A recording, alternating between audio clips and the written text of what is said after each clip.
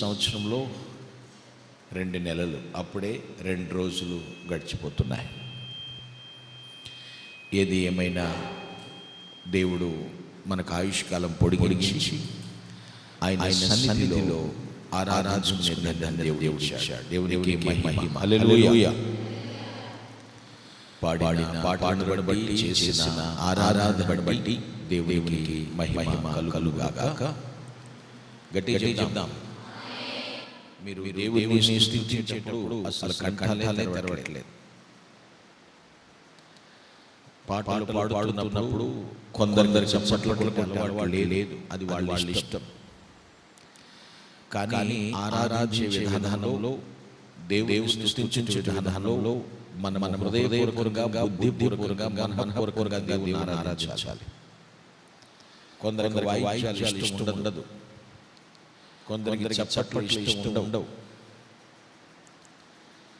కానీ మనం దేవుని స్తుతించేటప్పుడు ఆయన ఏమైతే ఆస్వాదిస్తున్నాడో అలా మనం ఆధ్యాత్మికంగా ఆయన ఆరాధించాలి. ఒక్కొక్కరు డినామినేషన్ ఉండొచ్చు,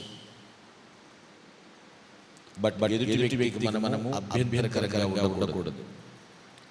చప్పట్లతో ఆరాధించారు, వాయిద్యములతో ఆరాధించారు, సితారాతో, నాద స్వరాలతో దేవుని ఆరాధించారు.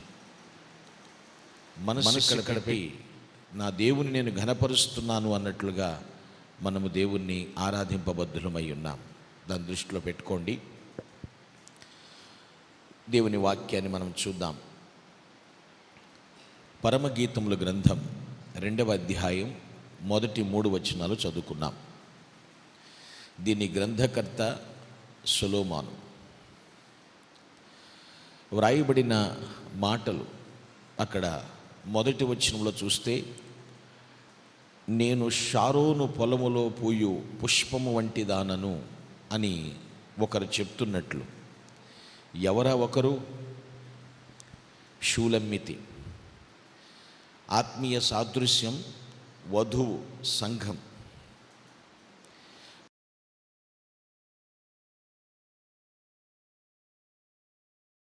భరితనే నేను అతని నీడను కూర్చుంటాను, అతని ఫలము నా జిహ్వకు మధురము.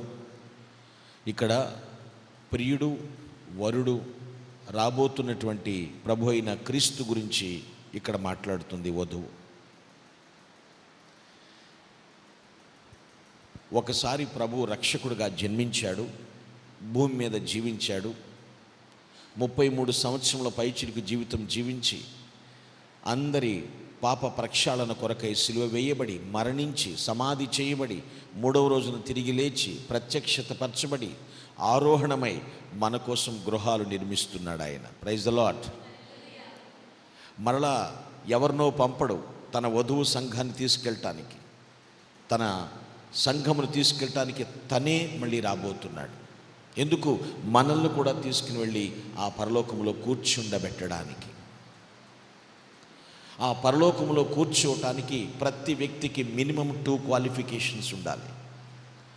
ఫస్ట్ ఆఫ్ ఆల్ క్లీన్లీనెస్, రెండవది కంపాషన్, పరిశుద్ధత ఉండాలి. Our Lord is holy but we are also. పరిశుద్ధత లేకపోతే ప్రవేశం లేదు. రెండవది కనికరం ఉండాలి, కంపాషన్. క్రీస్తు ప్రభు వారు అంటారు, నేను ఆకలిగొని వచ్చాను, మీరు ఆకలి తీర్చలేదు. నేను దప్పికొని వచ్చాను, మీరు దప్పికి తీర్చలేదు. నేను వస్త్రం కొదువై వచ్చాను, మీరు వస్త్రం ఇవ్వలేదు. ఎవలా వచ్చావు? నేను వచ్చాను, నువ్వు గమనించలేదు. కనికరం ఉండాలి. ఆయన పరిశుద్ధుడు, ఆయన కనికర పూర్ణుడు. ఎవరైతే అటువంటి స్థితిలో జీవిస్తారో, రక్షింపబడి నీతివంతమైన జీవితం జీవించువాన్ని ఆయన తీసుకెళ్ళటానికి మళ్ళా రాబోతున్నాడు. ఇది మన నిరీక్షణ, ఇది మన హోప్. అయితే ఈ భూమి మీద ఉన్నప్పుడు మనకి ప్రదానం చేయబడింది దేవునితో. తన రక్తమిచ్చి మనల్ని కొనుక్కున్నాడు ఆయన. 7 ఏండ్ల పెండ్లి విందుకు సిద్ధంగా ఉన్నాం. అయితే ఈలోపు ఈ భూలోక యాత్రలో షూలమ్మితి పలికినట్లుగా, నేను షారోను పొలములో పూసిన పుష్పము వంటి దానను. ఏమిటి ఆ పుష్పమునకున్న ప్రత్యేకత ఏమిటి? కొంతమంది చర్చెస్లో పేర్లు పెట్టుకుంటారు షారోన్ అని. షారోన్ అని డైరెక్ట్ మీనింగ్ చెప్పాలి అంటే సుందరమైన, సొగసైనటువంటి, చక్కటి, అద్భుతాన్ని ఇచ్చే ఆహ్లాదకరమైనటువంటి పచ్చిక బయళ్ళు అని అర్థం వస్తుంది. ఆహ్లాదకరమైన, సుందరమైనటువంటి పచ్చిక బయళ్ళు. ఆ షారోను పొలములో పూసిన పుష్పము వంటి దానను. పుష్పమునకు సువాసన ఉంటుంది, పరిమళిస్తుంది. ఆ సువాసన వెదజల్లుతూ ఉంటుంది. అది కోయబడినటువంటి తరువాత దానికంటూ పర్టికులర్ టైం ఉంటుంది. అది సువాసన వెదజల్లుతూ ఉంటుంది. దేవుని కోరిక మనమందరము ఆయన పరిమళించే పుష్పము వలె ఉండాలని దేవుడు కోరుతున్నాడు. ఈరోజు నేను చెప్పే వాక్యముకి అంశం, today topic of the message, fragrant flowers. Fragrant flowers, పరిమళ పుష్పములు. పరిమళ పుష్పములు, ఫ్రాగ్రెంట్ ఫ్లవర్స్ అంటే సువాసన వెదజల్లేటువంటి పుష్పములు వలె ఉండాలి. షారోను పొలములు అనేటువంటి మాట గుర్తుపెట్టుకోండి పిల్లలు. ఏమిటి షారోనుకున్నటువంటి ప్రత్యేకత ఏమిటి అనేది పరిశీలన చేస్తే, ఫస్ట్ క్రోనికల్స్ 5:16 చదువుదాం. దినవృత్తాంతముల మొదటి గ్రంథం 5:16 చదువుదాం. వారు బాషానులోనున్న గిలాదునందును దాని గ్రామముల యందును షారోనునకు చేరికైన ఉపగ్రామముల యందును దాని ప్రాంతముల వరకు కాపురముండిరి.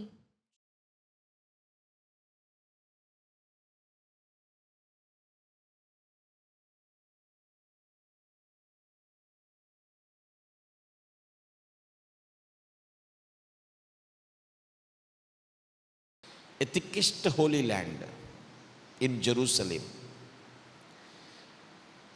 ఇక్కడ పరిశీలన చేస్తే యొప్పే అనే పట్టణం నుండి కర్మేల్ పర్వతం వరకు. యొప్పే అంటే సీమోను ఇల్లు ఉంటుంది. అక్కడ నుండి కర్మేల్ పర్వతం అంటే ప్రవక్త ప్రార్థించగా అగ్ని దిగి వచ్చిన ప్రాంతం.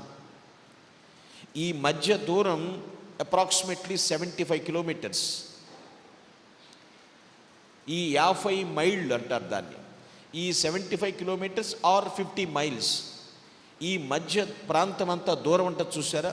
లెఫ్ట్ సైడ్ సముద్రం ఉంటుంది, రైట్ సైడ్ పచ్చిక బయళ్ళు ఉంటాయి. అక్కడ షారోను పొలములు అనేటువంటి మాట ఉంటుంది. కొన్ని ప్రాంతాలకు వెళ్తే 5 to 12 కిలోమీటర్స్ విడ్త్తో పచ్చిక బయళ్ళు ఉంటాయి. అక్కడ షారోను పొలములు అనేటువంటి మాట. లెఫ్ట్ సైడ్ సముద్రం, ఎడం ప్రక్కన, రైట్ సైడ్ ఈ యొక్క ప్రాంతాలు ఉంటాయి పిల్లలు. ఆ పచ్చిక బయళ్లలో అక్కడ ఉన్నటువంటి ఫలాలు, దానిమ్మ చెట్లు ఉంటాయి, దానిమ్మ తోటలు ఉంటాయి, అంజూరాలు, ఖర్జూరాలు, ద్రాక్ష గెలలు, ఇవన్నీ కూడా పండుతూ ఉంటాయి. బైబిల్ నిజం, ఇదేది అబద్ధం కాదు పిల్లలు. అంటే ఆ పచ్చిక బయళ్ళంతా కూడా చక్కని పచ్చితో నిండి ఉండే ప్రాంతం. పువ్వుల చెట్లు, సువాసన వెదజల్లుతూ ఉంటాయి. ఆ రోడ్డు అంటే వెళుతుంటే ఆ 75 కిలోమీటర్స్లో అట్లా వెళుతూ ఉంటే పరిమళ సువాసన వెదజల్లుతూ ఉంటుంది. షూలమ్మితి అంటుంది, నేను షారోను పొలములో పూసిన పుష్పమైనది. ఎంతో సొగసు. కేవలము పుష్పాల గురించే కాదు, అక్కడ మంచి పచ్చిక కూడా ఉంది. పశువులకి చక్కని మేత దొరికేటువంటి ప్రాంతం ఆ Sharon area. The thickest holy land in Jerusalem. కనాను ప్రాంతం ప్రజలు ఆలోచించండి. ఇంకొక వచనం చూపిస్తాను మీకు. ఐజియా 35:2, యెషయా గ్రంథం 35:2. అది బహుగా పూయుచు ఉల్లసించును, ఉల్లసించి సంగీతములు పాడును, లెబానోను సౌందర్యము దానికి కలుగును, కర్మేలు షారోనులకున్న సొగసు దానికుండును అని యెహోవా, అవి యెహోవా మహిమను, మన దేవుని తేజస్సును చూచును. ఏది? షారోను ఏరియా దేవుని మహిమతో నిండినటువంటి ప్రాంతం. అర్థమైందండి? గొప్ప తేజస్సుతో నిండినటువంటి ప్రాంతం. ఇప్పుడు మరలా మీకు చెప్తాను, ఆ షారోను పుష్పము ఎవరు అంటే మనమే అయి ఉండాలి. దేవుని మహిమతో నిండినటువంటి వారముగా మనము జీవించాలి. పరిమళ సువాసన, నాలో ఉన్నటువంటి దేవుణ్ణి నేను వికసింపచేస్తున్నాను, సువాసనలో వెదజల్లుతున్నాను అన్నట్లు మనం జీవించాలి. పచ్చటి పచ్చిక మేత కూడా చక్కగా దొరుకుతుంది అక్కడ. 1 Chronicles 27:29, 27:29, మొదటి దినవృత్తాంతములు 27:29. షారోనులో మేయు పశువుల మీద షారోనీయుడైన షిట్రయియు, లోయలలోని పశువుల మీద అద్లయి కుమారుడైన షాపాతును నియమింపబడిరి. ఇక్కడ చూడండి, దావీదుకి కొన్ని పశువులు ఉన్నాయి, గొర్రెలు ఉన్నాయి. వాటన్నిటిని ఎక్కడ మేపిస్తున్నారు? ఆ షారోను ప్రాంతంలో పచ్చిక బయళ్ళు, మంచి మేత కూడా అక్కడ ఉంది. ఈ షిట్రై, షాపాను వీళ్ళందరూ కూడా ఏంటంటే దావీదు కొంతమంది మేనేజర్స్ని పెట్టి మేనేజ్ చేస్తున్నారు అక్కడ. వాటికి పచ్చటి పచ్చిక దొరికింది అక్కడ. మరలా చెప్తున్నాను, పుష్పములు ఉన్నాయి, పచ్చిక కూడా ఉంది. అంజూరాలు, ఖర్జూరాలు, ద్రాక్ష గెలలు, సమృద్ధి అయినటువంటి ప్రాంతం ఆ ప్రాంతం. అలాంటి పచ్చిక బయళ్లలో పూసిన పుష్పము వంటి దానను నేను అంటుంది షూలమ్మితి. గ్రహించండి, మనము ఈ చర్చిలో షారోను పుష్పం వల్ల వికసించటం మాత్రమే కాదు, బయట కూడా ఆ సువాసన వెదజల్లేటువంటి వారముగా ఉండాలి. ఆమేన్. వాక్యం అదే సెలవిస్తుంది, సువాసన వెదజల్లేటువంటి వారముగా ఉండాలి. మంచి చక్కని ప్రాంతం అండి కనానులో జెరూసలేం అనేది. చాలా ఆ సామ్రాజ్యం, ఇజ్రాయెల్ సామ్రాజ్యం చక్కని విస్తరించి, ఆ యొక్క గెలలు మోసుకెళ్ళేటప్పుడు కావిడి బద్ద వేసుకుని అటొకరు ఇటొకరు మోసుకెళ్తూ ధీమాగా వెళ్తూ ఉంటారు. అందుకని వాళ్ళు ఏం చెప్తున్నారు, ప్రపంచానికి ఫుడ్ సప్లై చేస్తామని ధీమాగా వాళ్ళు అందుకే చెప్తారు. ఆ గెలలు మోసుకెళ్తుంటే ఆ గెలల నుండి జ్యూస్ కారి పచ్చటి పచ్చిక మీద పడితే, ఆ పచ్చికను పశువులు మేసినప్పుడు వాటి పొదుగుల నిండా కూడా పాలు సమృద్ధిగా ఉంటాయి. ఆ రసం పడేటప్పుడు తేనెలాగా ఉండడం, అవి తిన్న పశువులు సమృద్ధి అయినటువంటి పాలు ఇవ్వడం. అందుకే పాలు తేనెలు ప్రవహించు దేశం అన్నటువంటి పేరు. అలా అంతే తప్ప పాలు కాలువలో వెళ్తాయి, ఇగో కాలువలో తేనె వెళ్తుందని కాదు. వాళ్ళ గెలలు మోసుకెళ్ళేటప్పుడు ఆ యొక్క జ్యూస్ లాగా ఆ డ్రాప్స్ పడి, తేనె బొట్టులాగా పడి అవి పశువులు తినడం, సమృద్ధి అయినటువంటి పాలు ఇవ్వటం, చక్కని పచ్చిక. అలాంటి పచ్చిక మధ్య పెరిగిన షారోను పొలములో పెరిగిన పుష్పము వంటి దానను నేను అని షూలమ్మితి సంఘము చెప్పగలగాలి. వికసించాలి. మనము ఎప్పుడు ఆరిపోతామో తెలియని పుష్పాలు. నేననలేదు, దేవుని వాక్యం సెలవిస్తుంది. శామ్ 103, కీర్తన 103వ కీర్తన 15th 16th వర్స్ చదువుదాం. 15-16 వచనాలు. నరుని ఆయువు గడ్డి వలెనున్నది, అడవి పువ్వు పూయునట్లు వాడు పూయును. దాని మీద గాలి వీచగా అది లేకపోవును, ఆ మీదట దాని చోటు దాని నెరుగదు. చూస్తున్నారా? అందుకే అంటారు, ఇంతలో కనబడి అంతలో మాయమయ్యే ఆవిరి వంటిదిరా ఈ జీవితం, లోకాన కాదేది శాశ్వతం. ఇంతలో ఉంటుందంతే. మనం పుష్పాలమే. అయితే ఎంతకాలం ఉంటాము ఈ భూమి మీద తెలియదు. జీవించినంత కాలము సువాసన వెదజల్లుతుండాలి, పరిమళించాలి, పరిమళించాలి. రాజమండ్రి టు కడియం ఆ ప్రాంతంలో పూల మొక్కలకు ప్రసిద్ధి. ఎక్కడ చూసిన నర్సరీలు ఉంటాయి. అక్కడి నుంచి ఎవ్రీ డే హైదరాబాద్కి పూలు సప్లై అవుతూ ఉంటాయి. ప్రతి చోటకి, హైదరాబాద్కి అని కాదు, వెళ్తూ ఉంటాయి, సప్లై అవుతూ ఉంటాయి. ఎస్, ప్రసిద్ధి చెందినటువంటి పరిమళించేటువంటి పుష్పము వలె మనము జీవించాలి అని చెప్తున్నాడు. పుష్పముల యొక్క స్వాభావిక గుణం ఏమిటి అంటే సువాసన. ఆడవాళ్ళకే తెలుసా, మగవాళ్ళకి తెలుసా? తెలియదు సువాసన వస్తాయని పుష్పాలు. తెలుసు. కొంతమందికి ఫ్లవర్స్ పిచ్చి, కనబడితే సెల్ఫీ తీసుకుంటారు. అవునా? తీసుకుంటారు, అంతే. ఎస్, మనము క్రీస్తు యొక్క సువాసనను వెదజల్లాలి. ఎలా, ఎందుకు వెదజల్లాలి? ఎఫెసియన్స్ 5:2, ఎఫెసి 5:2 చదువుదాం. క్రీస్తు మిమ్మను ప్రేమించి పరిమళ వాసనగా ఉండుటకు మన కొరకు తన్ను తాను దేవునికి అర్పణముగాను బలిగాను అప్పగించుకొనెను. అలాగుననే మీరును ప్రేమ కలిగి నడుచుకొనుడి. చూస్తారండి, ఆయన మన కొరకు అర్పణముగాను బలిగాను అర్పగించుకున్నాడు. కాబట్టి అన్నాడు, మనము క్రీస్తునకు సువాసన వలె, క్రీస్తుని గురించి పరిమళించేటువంటి పుష్పాల వలె మనము జీవించాలి. యేసుక్రీస్తు ఎందుకు బలైనాడు? మనలో ఉన్నటువంటి ఆ పాపపు దుర్వాసన తొలగించి మధురమైనటువంటి సువాసనగా మనల్ని మార్చుట కొరకు యేసుక్రీస్తు బలైనాడు. మరియ ఇల్లు అత్తరు సువాసనతో నిండి ఉండేనని చదువుకుంటాం మనం. అంతకుముందు దుర్వాసన. మన జీవితాలు, మన హృదయాలు అంతకుముందు దుర్వాసన, పాపపు వాసన, అపరాధపు వాసన, వీటితో నిండి ఉన్నాయి. క్రీస్తు బలి యొక్క అర్థాన్ని గుర్తించినప్పుడు మన గృహము, మన హృదయం అనే దైవాలయము సువాసనతో నిండింది. మనం ఎక్కడికి వెళ్ళినా ఆ సువాసనను వెదజల్లేటువంటి వారిగా ఉండాలి. Praise the Lord. Yes, fragrant flowers, FF, సువాసన పరిమళించేటువంటి పుష్పాలుగా మనము జీవిస్తున్నామా? కొంతమంది మైసూర్ శాండిల్ సోప్ వాడతారు. ఎందుకు నవ్వుతున్నారు? వాడరా? వాడకపోతే వాడకపోయింది, వదిలేసాను. దాని పెద్ద సమస్య లేదు, గొడవలు కూడా అనవసరం దానికోసం. ఆ సోప్ ఫ్యాక్టరీ ఉంది ఎక్కడ?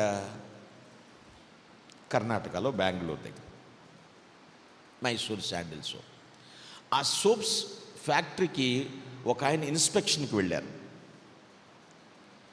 మొత్తం ఇండస్ట్రీలోకి వెళ్ళి ఇన్స్పెక్షన్, ప్రతి డిపార్ట్మెంట్లోకి వెళ్ళి మొత్తం అంతా ఒక గంట సేపు ఇన్స్పెక్షన్ చేసి మళ్ళా ఆయన తన క్యాబిన్కి వెళ్ళిపోయాడు, ఆఫీసర్ గారు. ఆయన ఆ క్యాబిన్కి వచ్చేసిన తర్వాత అందరూ ఆయన వెళ్తుంటే అంటున్నారంట. ఎందుకని? ఆయన ఒంటి నుంచి ఏమొస్తుంది? ఆ సోప్ సువాసన వచ్చేస్తుంది, మైసూర్ శాండిల్ సోప్. దేవాలయానికి నువ్వు వచ్చావు, ఇక్కడి నుంచి నువ్వు బయటికి వెళ్ళేటప్పుడు నీలోంచి క్రీస్తు సువాసన రావాలి. Praise the Lord. కేవలం ఆలయంలోనే అత్తరు వాసన కనపడటం కాదు, మనిషి చేసుకునేటువంటి ఆ పెర్ఫ్యూమ్, ఆ స్ప్రే చేసుకున్నాడు ఎంతసేపు ఉంటుందో తెలియదు, కానీ నీలో ఉన్న క్రీస్తుని గురించి సువాసన వెదజల్లాలి, పరిమళించాలి. షారోను పొలములో పూసిన పుష్పం. నువ్వు ఎక్కడికి వెళ్తావమ్మా? ఎక్కడ నువ్వు బలపడుతున్నావు? ఎక్కడ నువ్వు వాక్యం వింటున్నావు? ఎక్కడ నువ్వు ఆత్మీయతలు ఎదుగుతున్నావు? అక్కడ అందుకే ఇంత వికసిస్తున్నావు, ఇంత పరిమళిస్తున్నావు అనే సాక్ష్యం కావాలి నీకు. ఇక్కడ సుమారు ఒక 200 పుష్పములు ఉన్నాయి అని అనుకున్నట్లయితే, 200 మంది ఫలిస్తే, వికసిస్తే, పరిమళిస్తే ఇంకొక 200 ఆత్మలను మనం సంపాదించగలుగుతాం, నాశనం నుండి తప్పించగలుగుతాం. Praise the lord. పరిమళిస్తున్నామా? వికసిస్తున్నామా? మనం బైబిల్ గ్రంథాన్ని మనం నిశ్చితంగా పరిశీలించాలి పిల్లలు, పరిమళించాలి.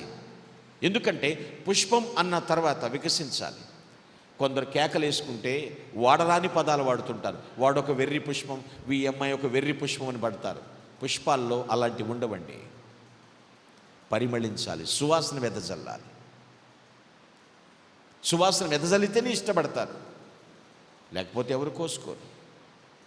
దుర్వాసన వచ్చే వాటి దగ్గరికి వెళ్ళరు కదా, వెళ్ళరు పిల్లలు, ఆలోచించండి. అలా పరిమళించిన పుష్పములు ఎవరో కొందరు మందిని మనం చూద్దాం పిల్లలు. బైబిల్ జాన్ గాస్పెల్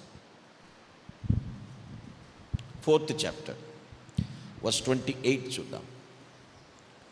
ఆ స్త్రీ యా తన కుండ విడిచిపెట్టి ఊరిలోనికి వెళ్ళి, యా మీరు వచ్చి నేను చేసినవన్నీ నాతో చెప్పిన మనిషిని చూడుడి, ఈయన క్రీస్తు కాడా అని ఆ ఊరి వారితో చెప్పగా, వర్స్ 40 వచనం. ఆ సమరయులు ఆయన యొద్దకు వచ్చి తమ యొద్ద ఉండమని ఆయనను వేడుకొనిరి. చాలు. ఇప్పుడు మీకు అర్థమై ఉండాలి, పరిమళించిన పుష్పం. First of all the lady of సమరయ, లేడీ ఆఫ్ సమరయ, సమరయ స్త్రీ షారోను పుష్పం వలె, పరిమళ పుష్పం వలె ఆమె జీవించింది. వచ్చినప్పుడు ఆమె బావి దగ్గరికి ఒంటరిగా వచ్చింది. ఆమె తిరిగి వెళ్ళిన తర్వాత ఆమె పరిమళించింది, అనేకులను ప్రభు దగ్గరికి తీసుకొచ్చింది. ఎందుకంటే ఆమె జీవితం బాగుపడింది. అవునంటారు కాదంటారు? ఆమె పాడైన రోత జీవితం బాగుపడింది. దేవుడు మాట్లాడాడు కదా, మెస్సియా, యేసుక్రీస్తు మెస్సియా, ఈయన అభిషిక్తుడు అని గుర్తించింది. ఆమె తీసుకొచ్చిన ఆ కొండ అక్కడ వదిలిపెట్టేసి వెళ్ళి, అంటే ఆ పాత జీవితం అక్కడ వదిలేసింది ప్రభువు దగ్గర. వెళ్ళి తను ఏ విధంగా ఎవరిని కనుక్కున్నదో ఆ సమరయులకు చెప్పి వాళ్ళందరినీ తీసుకొచ్చింది. Who are సమరిటన్స్? సమరయులు అంటే ఎవరండి? Who are they?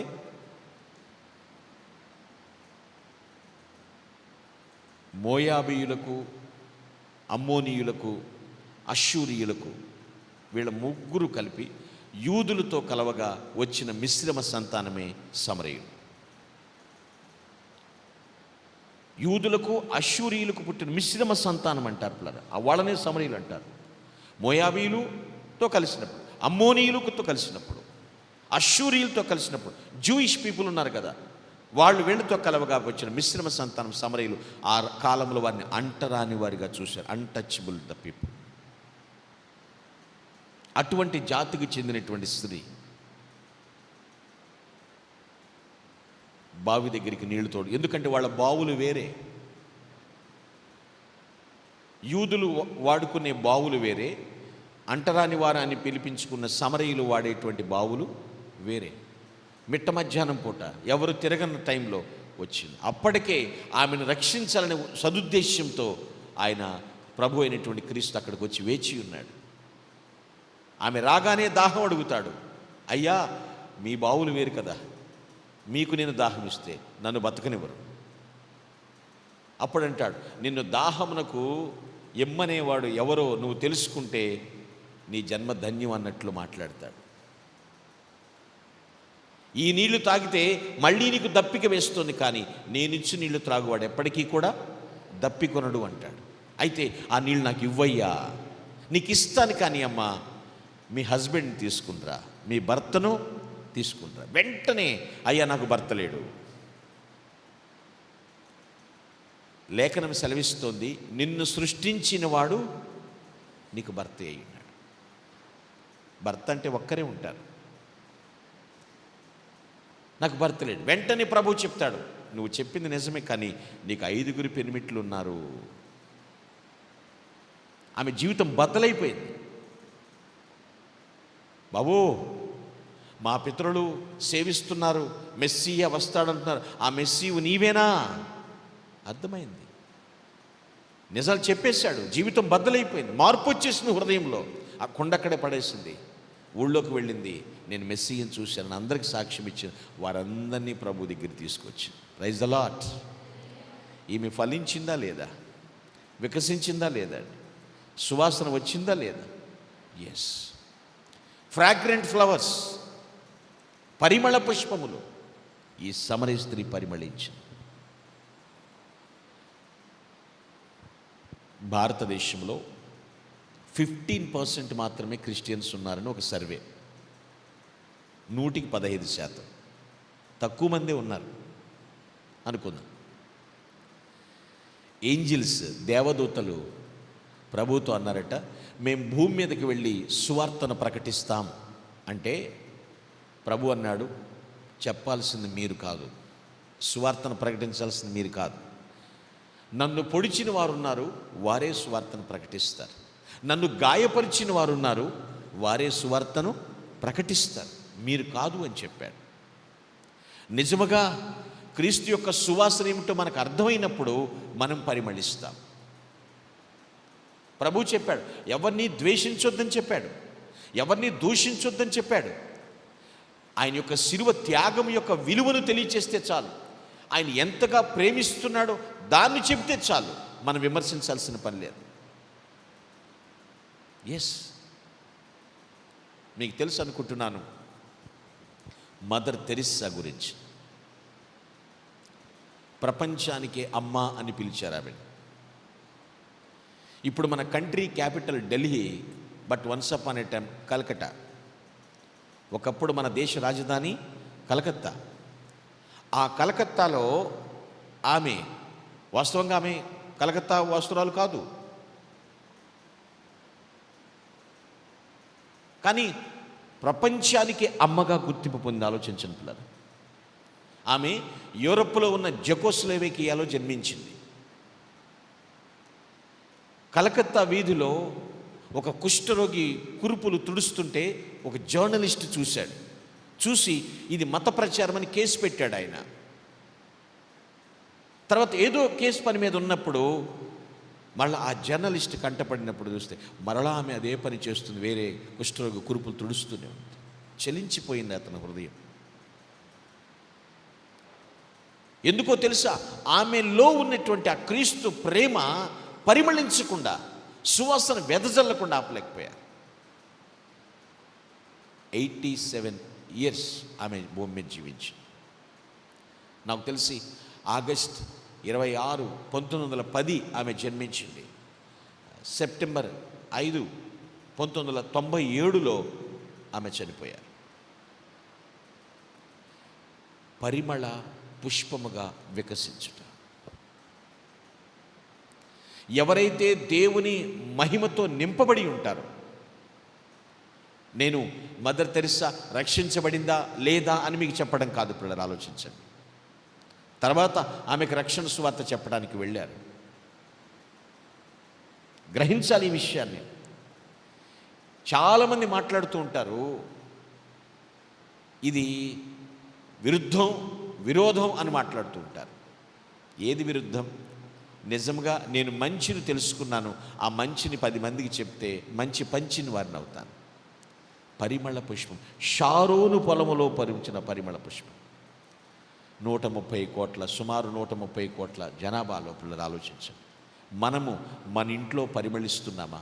సువాసనను వెదజల్లుతున్నామా? చెక్ చేసుకోవాలి, లేకపోతే కష్టమే. సువాసన లేకపోతే దాని ప్లేస్లో ఏముంటుంది? దుర్వాసన ఉంటుంది. అది తొలగించడానికే ప్రభు వచ్చాడు. మనిషిలో పాపపు దుర్వాసన తొలగించి వేయటానికి ఆయన వచ్చాడు పిల్లలు.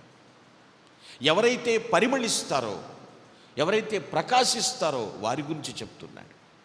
Book of Daniel chapter 12:3. బుద్ధిమంతులైతే ఆకాశ మండలములోని జ్యోతులను పోలిన వారే Yes. ప్రకాశించెదరు. నీతి మార్గమును అనుసరించి నడుచుకొనున్నట్లు ఎవరు అనేకులను త్రిపుదురో వారు నక్షత్రము వలె నిరంతరమును ప్రకాశించెదరు. బుద్ధిమంతులైతే, బుద్ధి ఎక్కడి నుంచి ఉంది? బుద్ధి, జ్ఞానము, సర్వసంపద దేవుని యందే గుప్తమై ఉన్నాయి. యెహోవా యందు భయభక్తులు కలిగి ఉండుట జ్ఞానమునకు మూలము. ఎవరు బుద్ధిమంతులైతారో వారు ఎలా ఉంటారట? ఆకాశ మండలంలోని నక్షత్రములను పోలి అనేకులను త్రిప్పుదురో, చెడు నుంచి మంచి వైపు త్రిప్పుదురో,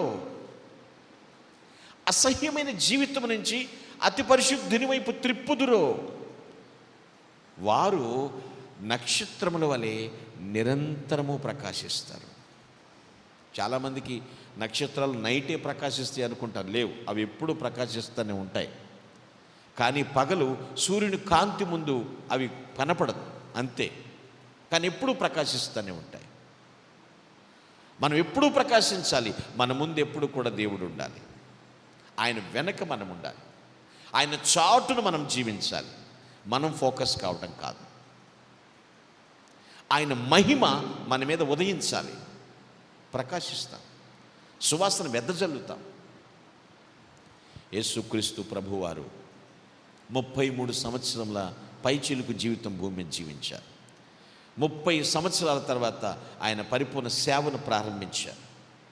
12 మందితో సేవను ఆయన ప్రారంభించారు. ఈరోజు ప్రపంచవ్యాప్తముగా దేవుని ప్రేమ విస్తరించింది. 12 మందితో ప్రారంభమైనటువంటి పరిచర్య ప్రపంచవ్యాప్తంగా విస్తరించింది. ఆ శిలువ త్యాగాన్ని చాలామంది ఇంకా గుర్తించలేదు, గమనించలేదు. దాని కొరకు మనం పరిమళించాలి. ఏదో మతంలో దించేయటమో లేదో దీంట్లో ముంచేయటమో, ఇట్స్ నాట్ థింగ్, రబ్బిష్, మంచిది కాదు, అది కాదు విషయమే. ఈ నా హృదయంలో ఉన్న కంపు ఎలా పోతుంది, నన్ను నేను ఎలా బాగు చేసుకోగలను, ఎలా శుద్ధి చేసుకోగలను, నేను బాగైతే ఇతరులను నేను ఎలా బాగు చేయగలను, దీని గురించి ఆలోచించాలి. అటువంటి వారే ఫ్రాగ్రెంట్ ఫ్లవర్స్, పరిమళ పుష్పములుగా ఉంటారు. గ్రహించండి బ్రదర్, గుర్తించండి. ఆ సమరయ స్త్రీ, ఆమె జీవితం పాడైపోయిన జీవితం, అందరూ అసహించుకునే జీవితం ఆమె జీవితం. కానీ ఇప్పుడు ఊరంతా పరిమళించింది, పరిశుద్ధుని గూర్చి సాక్ష్యం ఇచ్చింది, బహుగా ఫలించింది, వికసించింది, పరిమళించింది. మనము పరిమళిస్తున్నామా? సువాసన బయటికి వెళుతూ ఉంది. ఆలోచించండి పిల్లలు. గులాబీ విరిసినా సువాసనే, నలిపినా సువాసనే. ఒక గదిలో ఒక గులాబీని విసిరి పరేసేయండి, ఆ గదంతా సువాసన వచ్చేస్తుంది.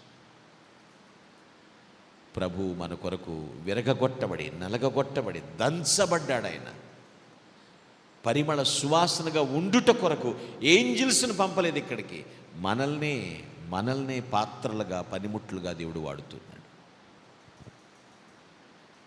7 years బ్యాక్ ఒక ఆయన అన్నాడు, 2020 కల్లా మొత్తం క్రైస్తవ్యాన్ని లేకుండా చేసేస్తామన్నాడు ఒక ఆయన. 2020 కాదు, 2019లోనే వెళ్ళిపోయాడు ఆయన పైకి. సవాళ్ళు మనకు తగదండి, ఛాలెంజ్లు క్రైస్తవులకు తగదండి, గుర్తుపెట్టుకోండి. వాస్తవాన్ని ప్రకటించాలి. భావ ప్రకటన స్వేచ్ఛ అందరికీ ఉంది. వాళ్ళు విశ్వసించకపోని ప్రకటించటం మన యొక్క బాధ్యత, పరిమళించటం మన బాధ్యత. పుష్పం అన్న తర్వాత పరిమళించాలి, సువాసన వెదజల్లాలి. ఈ సమరయ స్త్రీ తన జీవితమును బాగు చేసినట్టు ఆయన గురించి ఊరంతా చెప్పింది సాక్ష్యం. ఆ ఊరందరినీ ప్రభు దగ్గర తీసుకొచ్చింది. ఆలోచించండి, ఎంత గొప్ప విషయం. కదిలించింది, అనేకులను కదిలించింది అక్కడ విషయం. ఉత్తరప్రదేశ్ నుంచి ఒక పూజారి గారి వచ్చి హైదరాబాద్లో నివాసం ఉంటున్నారు. ఆయనకి ఎప్పటి నుంచో స్టమక్ ఏక్ ఉందండి, బాగా కడుపు నొప్పి, విపరీతం కడుపు నొప్పి.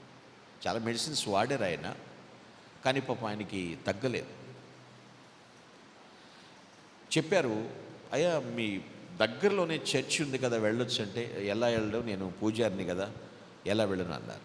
మీకు ఆరోగ్యం కన్నా ప్రాముఖ్యమే కదా, వెళ్ళి కాస్త మనశ్శాంతి కోసం కూర్చోండి, అక్కడ ప్రేయర్ చేస్తే ప్రేయర్ చేయించుకోండి అంటే ఎట్టకేలకు ఆయన వెళ్ళాడు. అంతకుముందు చాలా డబ్బు ఖర్చు పెట్టారు ఆయన. వెళ్ళి 2-3 వారాలు అలా వెళుతున్నాడు, ప్రార్థన చేయించుకుంటాను సిగ్గుపడుతున్నాడు. తర్వాత ఎందుకని కానీ అందరూ ప్రేయర్స్ చేయించుకుంటే వచ్చాడు, ఆయన కూడా ప్రేయర్ చేయించుకున్నాడు. దైవజనులు ప్రార్థన చేశారు, దేవుడు ఆయన్ని స్వస్థపరిచాడు. Praise the lord. ఇప్పుడు ఆయన ఒకటే అంటున్నాడు, సంవత్సరాల తరబడి నేను బాధపడ్డాను, నా బాధ ఎవరికి చెప్పలేదు. రాష్ట్రం దాటొచ్చారు ఆయన, బ్రతుకు తెరువు కోసమో అనుకోండి, దేనికోసమో నాకు తెలియదు, కానీ వచ్చి ఉన్నారు. ఇప్పుడు ఆయన అంటున్నాడు, ఇక నుంచి నా డబ్బులు వ్యర్థంగా నేను ఖర్చు పెట్టుకోను, నేను ఏది చేసినా నా పరలోకంలో పెట్టుబడి కోసమే ఇక్కడ ఖర్చు పెడతానని చెప్పాడు ఆయన. Praise the lord. హల్లెలూయా. పరిమళించుట, వికసించుట, అది చాలా అవసరం అండి. పుష్పం అన్న తర్వాత పువ్వు ఏం చేయాలండి? పరిమళించాలి, వికసించాలి. షారోను పొలములో పూసిన పుష్పము వంటి దానను నేను అతని నీడలో విశ్రమింతును. ఎలాగట? ఆనందభరితనే అతని నీడలో విశ్రమింతును. మనం పాట కూడా పాడతాం కదా. ఆనందభరిత నై నేను అతని నీడలో కూర్చుందును, వాడబారను ఏ నాటికి నీ, వాడబారను ఏ నాటికి నీ, వరదుని నే నిత్యం సేవింతును, వరదుని నే నిత్యం సేవింతును. ఆనందం మహానందం నా ప్రియుని స్వరం మధురం, ముఖము మనోహరం, ప్రియుని ముఖము మనోహారం. నీడను విశ్రమిస్తాను ఆనందభరితగా. ఆ ప్రియుని నీడ, ప్రియురాలైన వధువు షూలమ్మితి చెబుతున్నటువంటి మాట. పొలములో, షారోను పొలములో అంటే పచ్చని పచ్చికలో ఎదిగినటువంటి మొక్కను నేను, 10,000 మందిలోనైనా నా పురుషుని నేను గుర్తిస్తాను అవలడిగా చెప్తుంది. ఎస్, నువ్వెక్కడున్నావో నీ సువాసన గుర్తించాలి. కొంతమందిని చూడండి, ఇన్వెస్టిగేషన్స్ చేసే వాళ్ళకి ఆ పెర్ఫ్యూమ్ని బట్టి గుర్తుపట్టేస్తారు కొందరి విషయంలో. అర్థమవుతుందా? ఎటువంటి పెర్ఫ్యూమ్ వస్తుంది, మేల్ ఆర్ ఫిమేల్. అంతేకాదు, ఇంకొంచెం బాగా షార్ప్గా టూ స్మార్ట్గా ఆలోచించేవాళ్ళు పలానా వ్యక్తి చెప్పేస్తుంటారు. నువ్వు వెళితే నీలో నుంచి క్రీస్తు సువాసన వెదజల్లబడాలి. అది ఎలా వస్తుందో తెలుసా? Through your character, through your character. నీ సౌశీల్యత, నీ సత్ప్రవర్తన, నీలో ప్రభు ఉన్నాడు అని అనేకులు తెలుసుకోవాలి. నోరు పాడు చేసుకోకూడదు, చూపు పాడు కాకూడదు, తలంపులు భ్రష్టు పట్టకూడదు, నడత శుద్ధిగా ఉండాలి. అప్పుడే నువ్వు వికసిస్తావు, పరిమళిస్తావు. నీవు మునుపటి జీవితం గురించి ప్రభు అడగలేదు.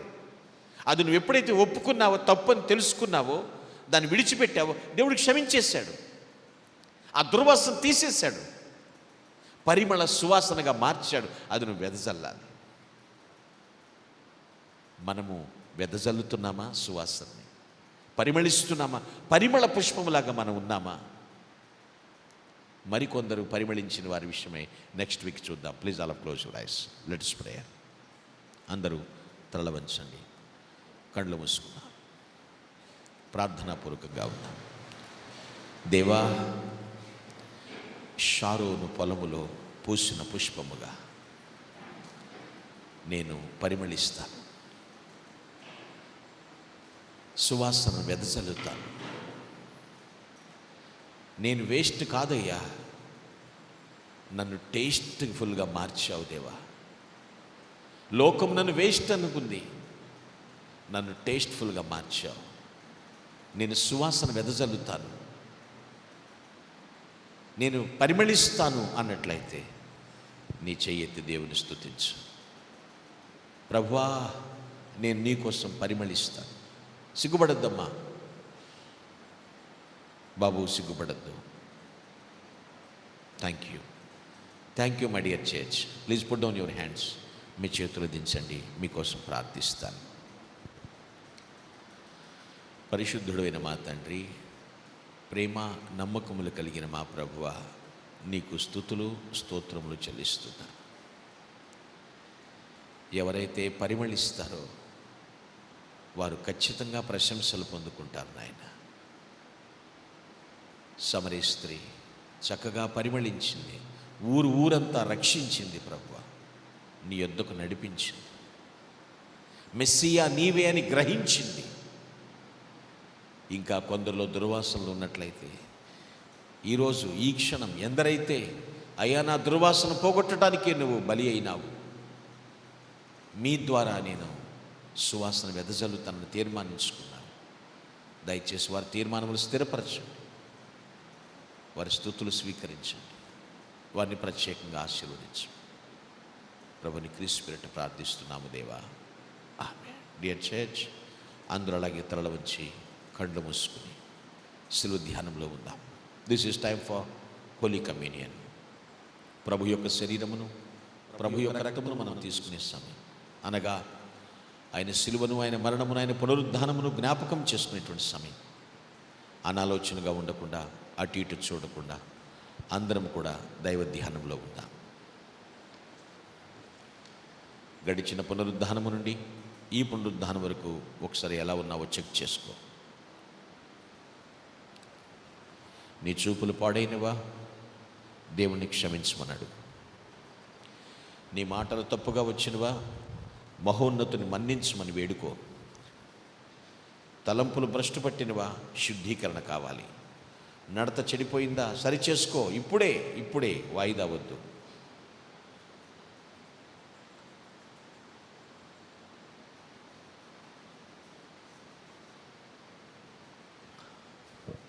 దేవునితో సమాధాన పడకుండా అయోగ్యంగా, అసమాధానంగా ఆయన బలలో చేయి వేస్తే అనారోగ్యం పాలవుతామని, ఆయుష్ తక్కువ అవుతుందని వాక్యం హెచ్చరిస్తుంది.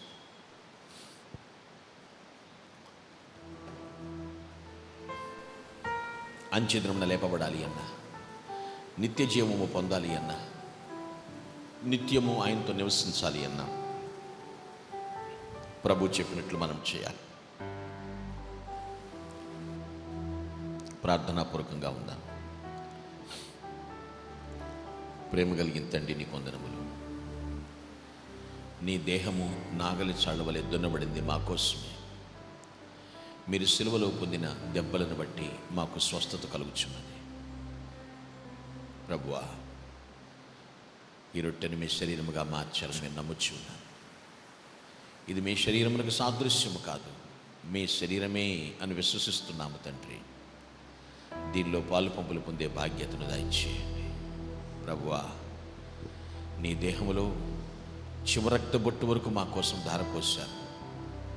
మీరు చిందించిన రక్తము ద్వారా మా పాపములకు క్షమాపణ కలుగుతుంది. ఈ ద్రాక్షారసం మీ రక్తముగా మార్చాలని నమ్ముచున్నాను. ఇది మీ రక్తములకు సాదృశ్యము కాదు, మీ రక్తమే అని విశ్వసిస్తున్నాము తండ్రి. దీనిలో పాలు పొగులు పొందే బాధ్యతను దయచి ప్రభుని క్రీస్తు పేరిట సిద్ధపడుతున్నాం దేవా. ఆమేన్. ప్రభుని సుకురొట్టెను పట్టుకుని కృతజ్ఞతాస్తుతులు చెల్లించి, ఇది మీ కొరకై నలగగొట్టబడిన నా శరీరము, దీనిలో పాలు పొందినప్పుడు నన్ను జ్ఞాపకం చేసుకోండి. ఆ ప్రకారమే ఆయన ఒక పాత్రను పట్టుకుని కృతజ్ఞతాస్తుతులు చెల్లించి, ఇది మీ కొరకై చిందించబడిన నిబంధన రక్తము, దీనిలో పాలు పొందినప్పుడల్లా నన్ను జ్ఞాపకం చేసుకోండి అన్నాడు. Dear church, are you ready to take the holy communion? Please come forward. First ladies, ఎవరైతే రక్షించబడి బాప్తిస్మం పొంది ఆయన కుటుంబ సభ్యులుగా జీవిస్తున్నారు, అటువంటి వారు ఆయన శరీరం రక్తం తీసుకుంటానికి ముందుకు రమ్మని ఆహ్వానిస్తున్నాను. ముందు స్థితులను ఆహ్వానిస్తున్నాను. వచ్చేవారికి దారి ఇవ్వండి. మీ బైబిల్స్ మీ దగ్గర పెట్టుకోండి. ఎవరి కాళ్ళకు తగలకుండా చూసుకోండి.